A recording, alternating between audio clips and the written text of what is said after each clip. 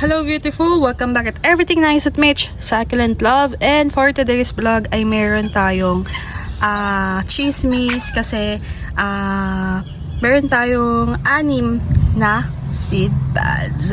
So ito yung pinakabago. Ayan. So ito, hinayaan ko na lang siya mag-bloom kahapon kasi wala naman siyang tenyo. So dito, meron may langgam mo.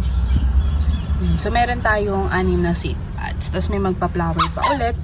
And then this one, nakalutang pero nakakapit yung ugat niya. So yun, nag-trim na dito ng halaman kaya medyo kita na si Anacamperos.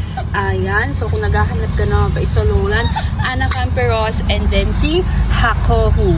So I have 1, 2, 3, 4, 5, 6, 7, 8, 9, 10, 10 na head. So lagi ko siyang binibilang kasi nga ang lash-lash naman ng Hakohu na ito. And then we have the perfect variegation ng ating Gymnocalcium. And then ayan pa rin.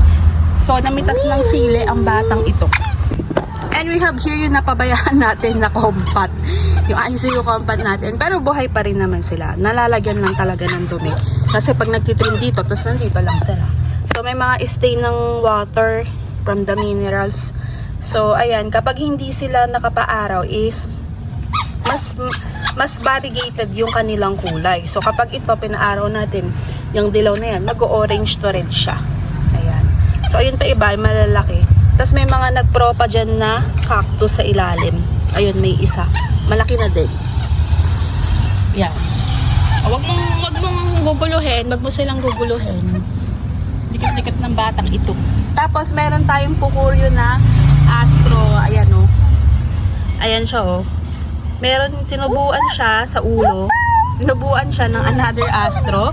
Tapos meron pang astro sa ilalim. Ganyan yung itsura ng mga be.